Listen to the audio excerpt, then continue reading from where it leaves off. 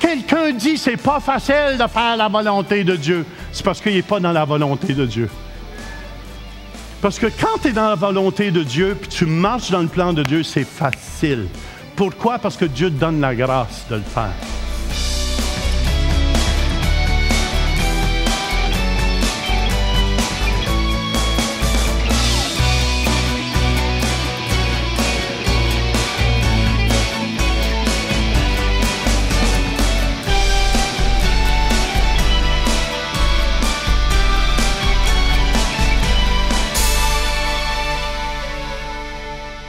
Jésus dit, ma nourriture est de faire la volonté de celui qui m'a envoyé.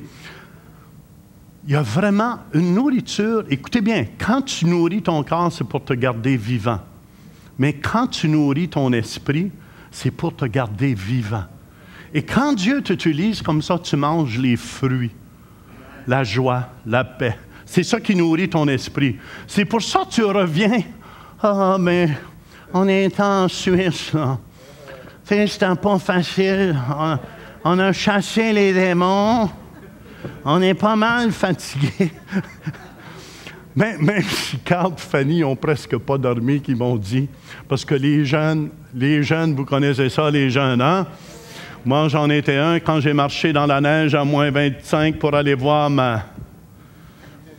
J'étais gelé, tellement gelé que j'en souffre encore aujourd'hui. Hier, quand je prenais une marche, c'est vrai, mes mains gèlent tout de suite aujourd'hui. J'avais les pieds gelés, puis les mains. Assez gelé que j'ai dû briser la fenêtre du chalet de mon père, qui était très content en passant, pour rentrer. Ça c'est dans mon vieil homme, hein? C'est fini ces temps-là. Mais je veux juste vous dire comment j'étais zélé. Zélé pour faire le mal. Puis je regardais Pasteur Matz, quand je le voyais que Dieu commence à l'utiliser, il a tout changé d'air. Amen, je sentais une solidité. Comment, il faut être honnête, hein, Matt, c'est vrai, hein? C'est excitant. Je regardais Jean de la Durance. Jean, là, j'ai levé mon... Vous auriez dû voir Jean prêcher.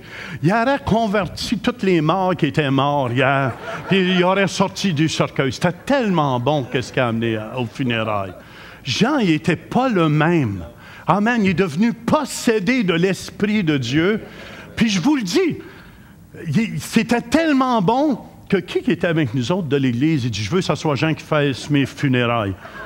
Jean, il y a une onction pour les funérailles. Mais il va falloir que cette onction-là soit pour ressusciter les morts. Mais c'était tellement bon, Jean, que tu amenais. J'ai dit, oh man, c'est bon. Moi, j'étais là, puis j'étais après à me convertir. J'ai redit la prière de repentance. C'était trop bon. C'était trop bon. Puis j'étais fier, puis je voyais Jean, il était content après. Puis sa femme, puis j'étais fier de lui. J'étais fier de lui. Pourquoi? Parce que Dieu nous utilise. Comme j'étais fier de John aussi quand Dieu l'utilisait. Écoutez bien, écoutez l'enseignement qu'il a amené sur l'offense. Je vous le dis, j'ai rien entendu de bon comme qu'est-ce que Jonathan a amené. C'est tellement bon. J'ai entendu dire, Richie peut-être, hein? J'ai entendu dire que prêcher le soir du jour de l'an, c'était excellent aussi. J'étais fier! Il s'élève une armée au milieu de nous! Wouh!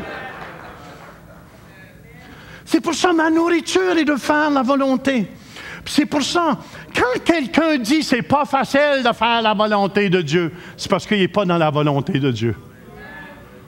Parce que quand tu es dans la volonté de Dieu, puis tu marches dans le plan de Dieu, c'est facile. Pourquoi? Parce que Dieu te donne la grâce de le faire. Hello, hello, hello. Ouh. C'est pour ça, écoutez bien, la semaine prochaine, je vais continuer, mais il y a une guerre qui se produit pour la démonstration de l'Esprit.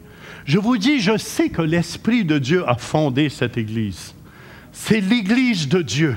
Je suis honnête avec vous. Samedi à matin, il n'y aura pas personne à l'Église avec la neige qui pousse dehors.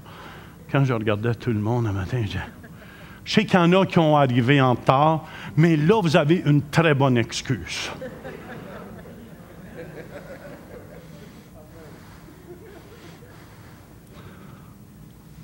S'il fait beau, il n'y a pas d'excuse. Je voulais juste la passer en passant, celle-là. Mais il y a une guerre pour... Il y a une guerre qui se produit. Le diable ne veut pas que Fanny entre dans l'opération pour démontrer la puissance de Dieu. Il y a une guerre qui s'opère, frères et sœurs, que vous devez comprendre. Il y a une guerre pour venir au centre réveil. Est-ce que vous me suivez ça, les gens? Oh, je ne sais pas qu'est-ce qui se passe, mais... Le diable ne veut pas que vous veniez recevoir votre miracle et que vous entriez dans le plan de Dieu pour votre vie.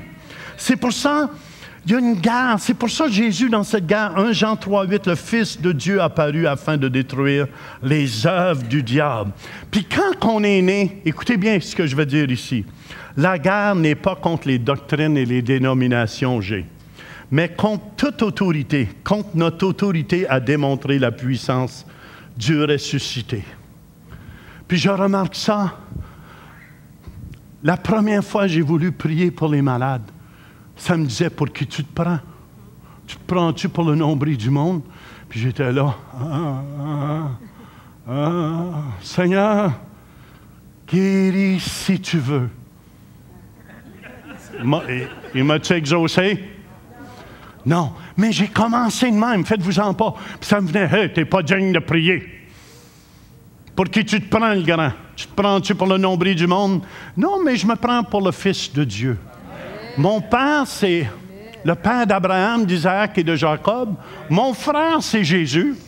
Amen. Et j'ai Dieu, le Saint-Esprit, avec moi. Alléluia! C'est pour ça que je vois des résultats de plus en plus. Mais je ne vous mens pas. C'était toute une guerre. Puis c'est une guerre à amener toute une église dans cette dimension-là.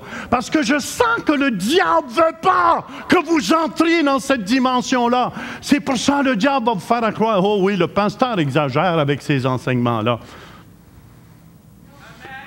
J'exagère pas, frères et sœurs, parce qu'il y a très peu d'églises. Pour ça, il y a des gens qui nous viennent de Montréal ici pour venir recevoir la puissance du Saint-Esprit de Dieu. Celui qui fonctionne sous l'onction va faire face à l'opposition. Christ veut dire oint. Antéchrist veut dire anti-onction. Amen. Il y a des gens qui sont ici. Il y a une dame qui est ici. Puis je veux que ça soit sur le couvert de cette série-là. J'ai vu les portraits, vous allez les voir la semaine prochaine. Sont petits, les médecins l'ont déclaré, en tout cas. Mais elle a eu une parole ici, qu'elle était pour avoir un enfant. Et je vais inviter Georgette, mais je veux qu'elle partage aussi avec Mas. Je veux qu'elle partage la lutte qu'ils ont eue pour venir au centre réveil. Moi, je me souviens, j'ai oublié, il y avait Marcel puis Marielle, que vous connaissez, Marcel, j'ai déjà demandé la permission de dire ça. Il dit, je suis prêt à aller à n'importe quelle église, excepté au centre réveil. Ça, c'est avant qu'ils se convertissent. Il n'était pas capable de rentrer ici dedans, il y avait de quoi. Mais je tiens à vous dire, c'est une lutte contre les démons. Amen. Quand quelqu'un est possédé, il ne peut pas rester dans l'assemblée des justes. Amen. Où est Georgette? Et là, viens Georgette! Oh, Mas, viens avec! Amen. Puis, Georgette, je veux quand même qu'elle partage. Elle a reçu une parole ici, mais Mas et Georgette, ils sont membres ici maintenant à l'Église, mais ça n'a pas été facile pour venir à l'Église ici. Puis, je veux juste que tu racontes qu'est-ce qui s'est produit. Okay. Bonjour tout le monde. Comme j'ai partagé ce matin, vraiment, moi, j'avais besoin de Dieu. Puis quand je suis venue ici, ce n'était pas vraiment facile. Je voyais que ce n'était pas le milieu que j'étais habituée, parce qu'avant, j'étais catholique. Alors, je voyais que ça ne faisait pas l'affaire, parce que l'onction était là, alors que moi, j'étais tiraillée de l'autre côté. En tout cas, je ne sais pas. Quand je suis arrivée pour la première fois, c'est ma soeur qui m'avait invitée ici. Elle m'a dit, écoute, tu as besoin de Dieu parce qu'on a vécu dans le passé la sorcellerie, des choses pareilles.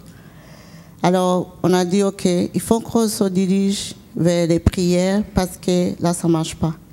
On avait eu de l'eau bénite à l'église catholique, ça n'a pas marché.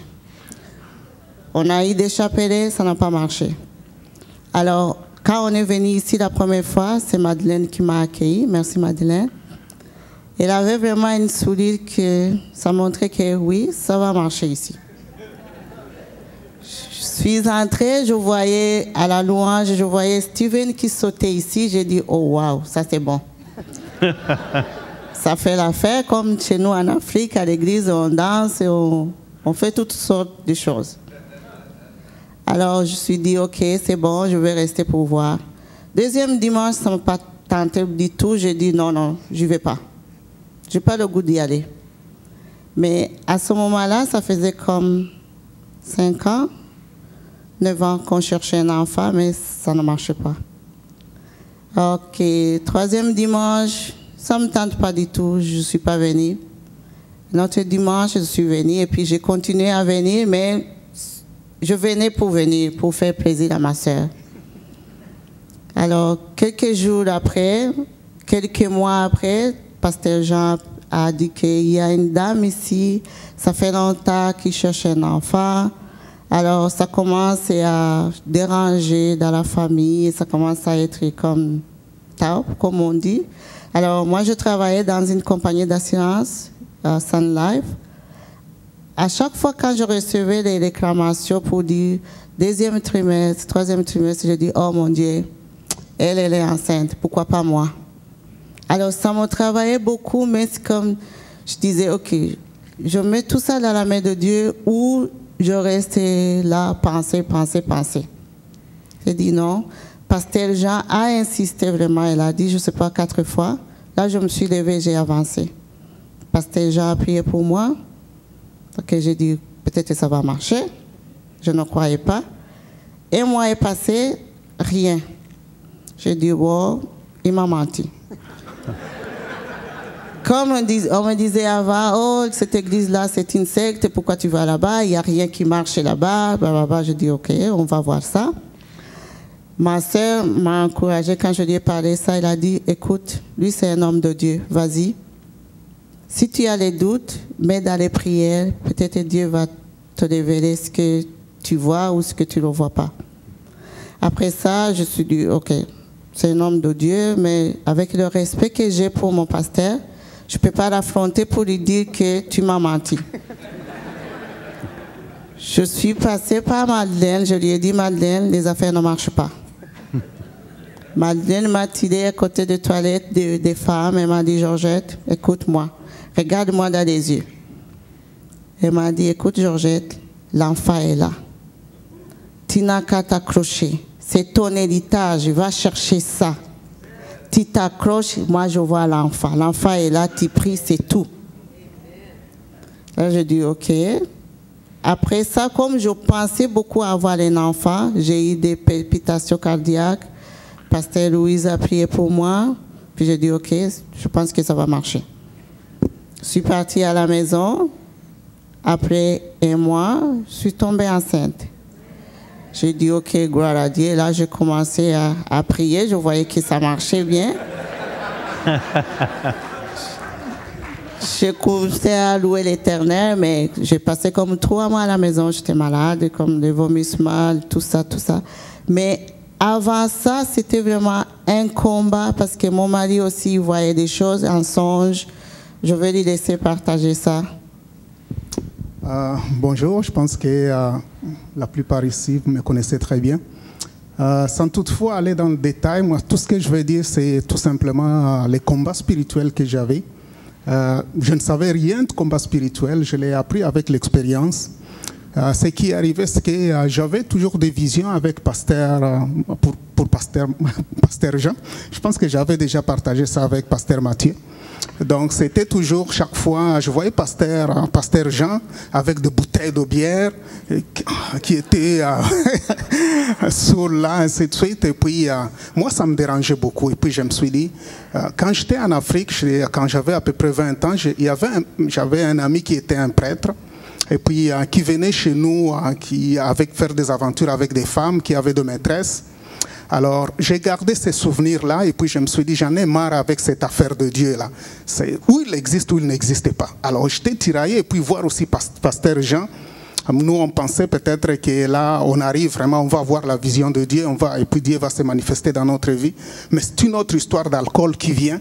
Alors, j'étais tellement bouleversé de cette histoire de Dieu-là. Et puis, je me suis dit, Seigneur, ou tu existes ou tu n'existais pas.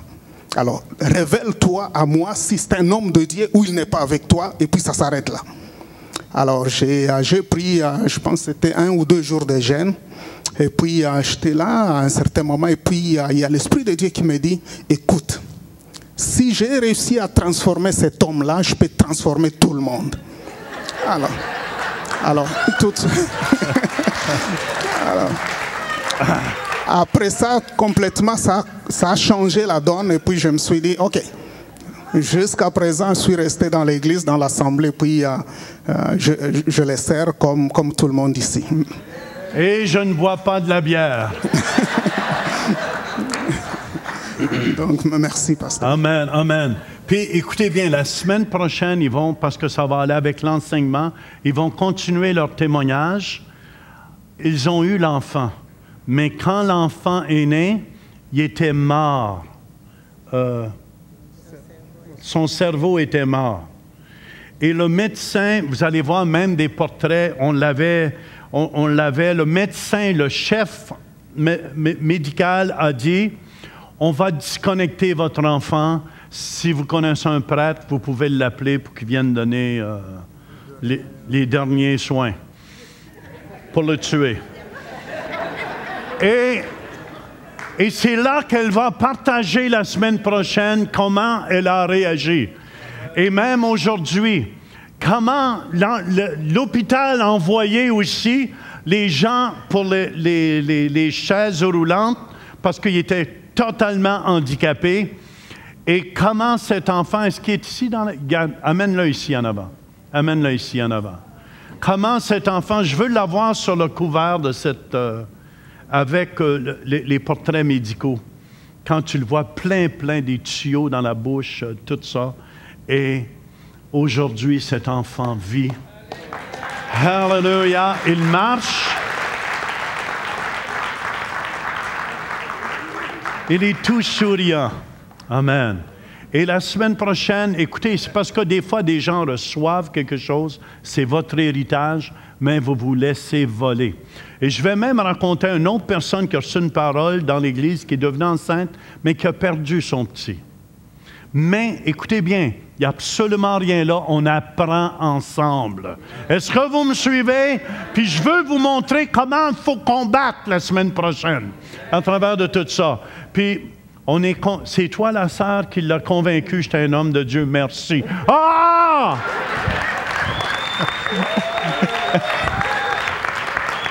Tu es béni entre toutes les femmes. Merci, merci Georgia. On les applaudit ensemble.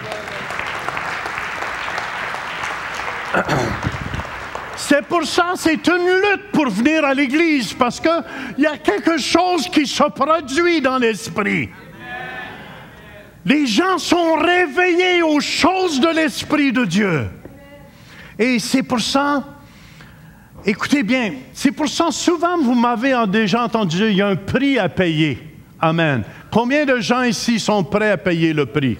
Il y a un prix à payer. Et souvent, vous m'avez déjà entendu dire, quand on a commencé l'Église, mon épouse et moi, on avait 7 000 $ de côté, on a tout mis pour commencer l'Église. Mais je ne dis pas ça pour me plaindre. Je veux juste vous dire que les possessions de ce monde ne me possèdent pas. Puis, la récompense, je regarde à toute la belle récompense, ces gens-là n'auraient pas été guéris. Ces gens-là ne seraient pas transformés. Il y en a ici qui ne seraient pas convertis, peut-être si on n'avait pas commencé l'Église. Il y en a qui n'auraient pas été guéris et tout ça. Quand je dis qu'un prix à payer, je ne regarde pas, ce n'est pas avec chagrin que je dis ça. Comprenez-moi bien, je le dis avec joie, parce que si ça serait à recommencer encore, je le ferais. Parce que pour moi, la récompense est trop grande. Puis écoutez bien ce que j'essaie d'expliquer ici. La récompense est trop grande. Écoutez bien, Matthieu 16, 24 et 25 nous dit, « Alors Jésus dit à ses disciples, « Si quelqu'un veut venir après moi, qu'il renonce à lui-même, qu'il se charge de sa croix et qu'il me suive. Car celui qui voudra sauver sa vie la perdra. Mais celui qui la perdra à cause de moi, la trouvera. » Amen. On dirait que je perds ma vie, être toujours à l'Église, aider à l'Église, semer à l'Église. Non, ça paraît humainement, mais dans l'esprit, waouh, je fais la volonté de Dieu. Puis écoutez bien ce que je vais dire ici. L'emphase n'est pas sur le prix à payer, mais sur la récompense que nous avons en servant. Sinon, l'attention est sur nous et non sur celui qui donne la grâce pour payer le prix. Et Dieu récompense celui qui le cherche. C'est pour ça qu'il est le rémunérateur de celui qui le cherche. Vous ne l'avez pas saisi, je le dis encore. Écoutez bien, c'est très, très, très profond ce que je dis ici.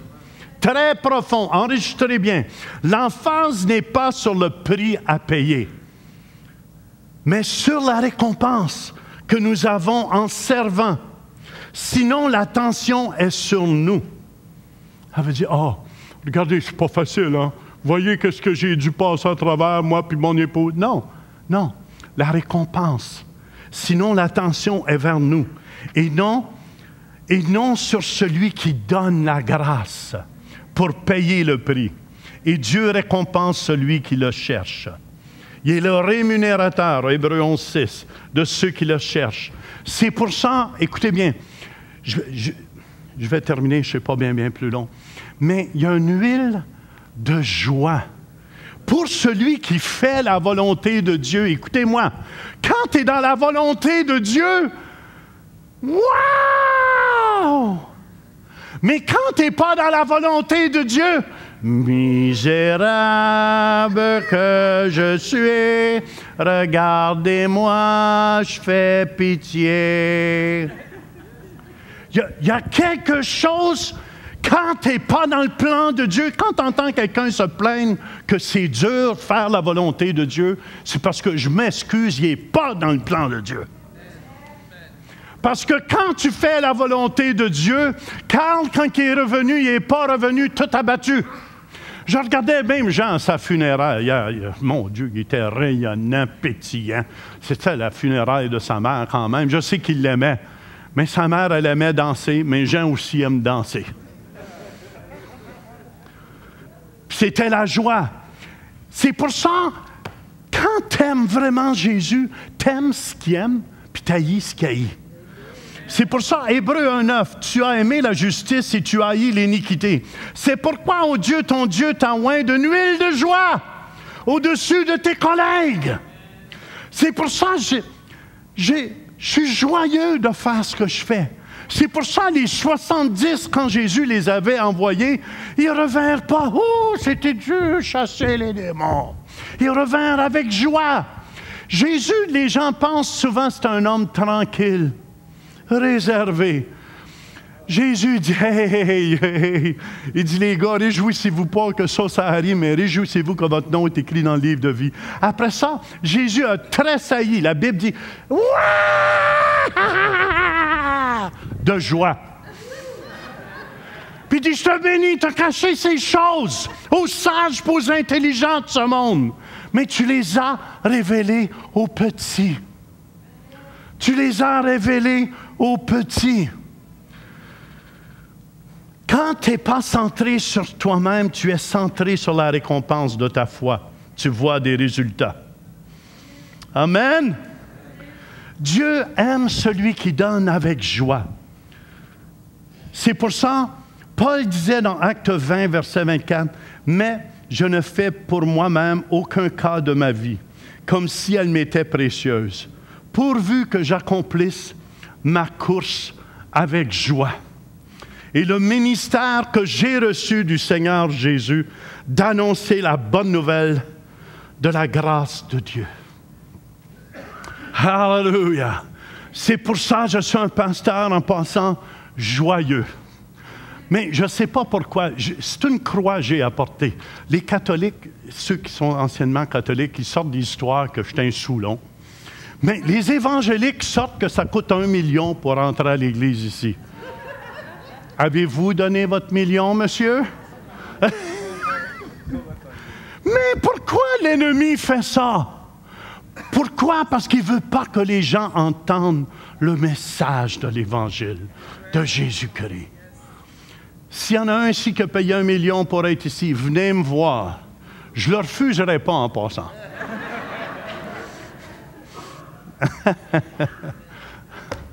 C'est pour ça que c'est une guerre spirituelle. Pourquoi? Parce qu'on voit les gens guéris, on voit les gens transformés. Quand j'ai entendu dire à Québec, cette femme-là, amen, qui a amené notre sœur ressuscitée, qui a été guérie dans son bras, puis on devait changer son genou. On devait mettre un nouveau genou de plastique. Puis, quand Pasteur Mathieu était là, elle a été guérie. Qu'est-ce que vous pensez? Je file comme Jésus. Yahoo! Yahoo! Le royaume de Dieu est ici au milieu de nous. Amen. Quand je vois ma serveuse qui prie le Seigneur, les mains dans la salade, puis Dieu dit, va prier. Puis elle prie, puis les aveugles voient, les boiteux marchent.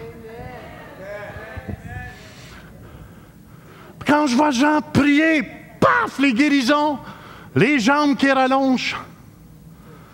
Shakabasutuko brete kimiyamatuko so. C'est pour ça, écoutez bien, quand les gens vont savoir que vous êtes à quelque part, les gens, et celui qui devait venir quand il posait à Jean-Baptiste posait la question, c'est Jésus. Jésus n'a pas commencé à dire, oui, va lui dire, monte-y ma batch. Je suis avec les assemblées de Dieu canadiennes. Va leur dire, c'est vraiment moi. Non. Jésus, qu'est-ce qu'il a commencé à faire? Il a commencé à chasser les démons, guérir les malades, ressusciter les morts et dire, allez dire à Jean ce que vous avez vu puis ce que vous avez entendu. C'est ça ma batch. Et je crois, écoutez bien, c'est l'enseigne d'un chrétien qui croit.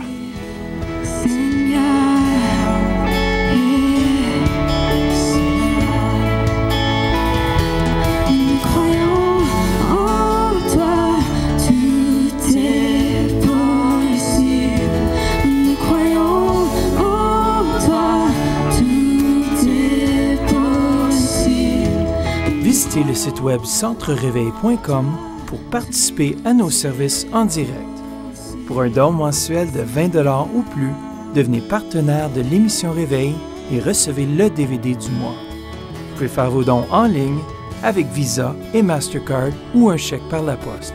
Et nous apprécions votre soutien.